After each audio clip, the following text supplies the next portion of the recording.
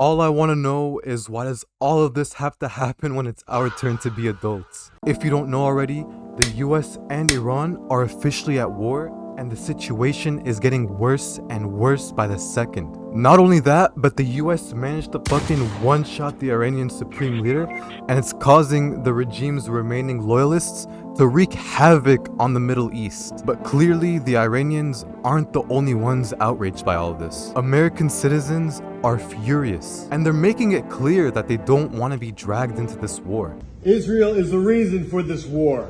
This is wrong! And nobody wants to fight for Israel! No one wants to fight for Israel! His hand! Oh! Yeah, that's his arm getting... You know what I'm saying? Anyways, in this video, we'll be discussing how the situation escalated to a full war, what's going on in the war as of recording this video, and how it's affecting the entire world. Alright, let's back up for a second, because if you think this all started with the Iranian supreme leader getting one-shotted on February 28th, then you're missing out on the most terrifying parts of the story. This wasn't a sudden explosion. It was more like a pot that's been gradually boiling since June of 2025. See, back in June, the US and Israel launched what they called Operation Midnight Hammer. And they didn't just send a few drones, they used massive bunker buster bombs to target Iran's deepest nuclear facilities at Fordo and Not, or however you pronounce them, right? Anyways, we're talking about labs buried so deep under mountains that people thought they were untouchable. The US basically said, if you won't stop the nuclear program, we'll just stop it ourselves. And something about this pisses me off, because in my opinion, it just seems like the US doesn't want Iran gaining power, even though America's little buddy in the Middle East has nuclear weapons. And they've been hiding them. Could it be that America's little buddy is worried about Iran becoming a large power in the Middle East, so they're forcing America to do their bidding? That's some food for thought. But anyways, instead of ending the threat, it just pushed Iran into a corner. For the rest of 2025, we lived in this weird fake peace. There were letters sent, negotiations in Geneva. But behind the scenes, Iran was losing their mind. Their economy was collapsing, and they decided if they were going down, they'd take the world's energy supply with them too. Oh, and if you're still watching the video, please make sure to drop a like and subscribe, because I am trying to reach 1,000 subscribers before the end of the year. So if you do want to support the channel, that would be much appreciated, and let's continue on with the video. And that's when the tanker war started. In November and December of 2025, Iran's Revolutionary Guard started boarding and seizing oil tankers in the Strait of Hormuz.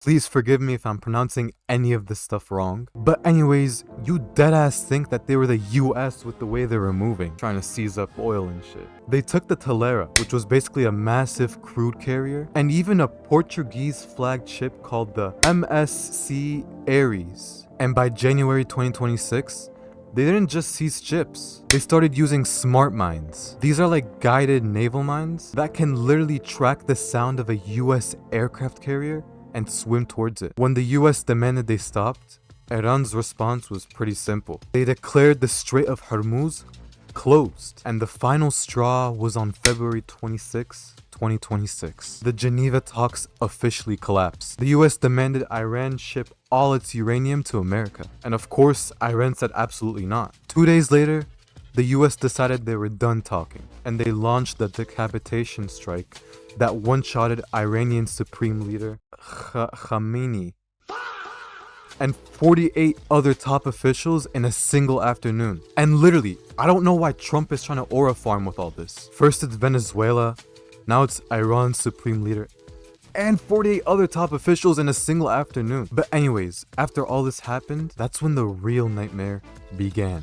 So now that the Supreme Leader is gone, you'd think that the war would be over, right? Wrong. Iran isn't planning to go down as easy as Venezuela, because now the Supreme Leader's son, Mojtaba Khamenei, Genuinely, I'm so sorry if I'm butchering any names. Anyways, Muqtada, he's taken the wheel now, and he's not interested in diplomacy. Muqtada is basically crashing out, because low-key, if someone one-shotted my father, I'd probably slime out the Middle East too. Muqtada activated every proxy group, the Houthis, Hezbollah, and militias in Iraq, and he told them to hit everything. As of right now, the USS Abraham Lincoln is reportedly fighting off swarm attacks of like 500 drones at a time. It's like something out of a sci-fi movie, but with real-life lives on the line. And it's not just missiles. The cyber war is hitting us at home. If you tried to use your credit card a couple days ago and it got declined, or your Wi-Fi has been cutting out every 2 hours, that's not a coincidence. Iranian-linked hackers are hammering our power grids and banks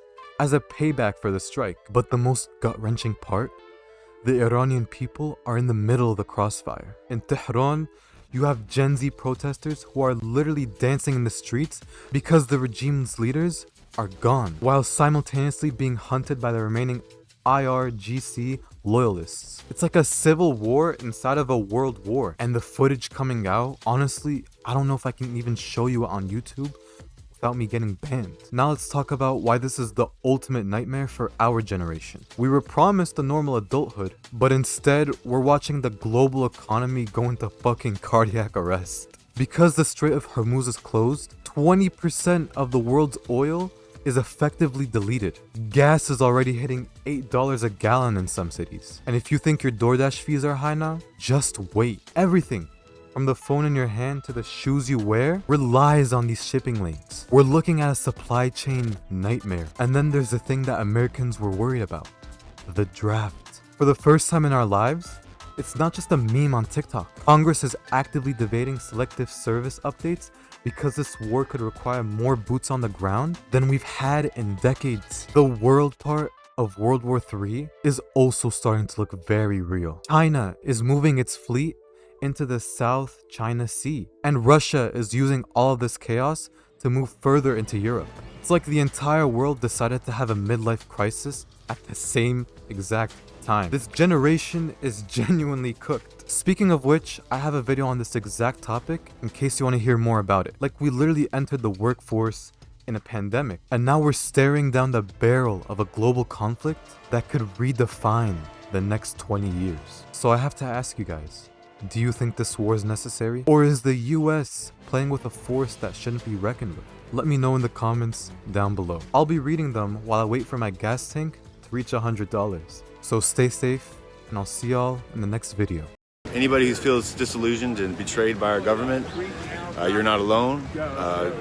Join us in demanding accountability for this betrayal.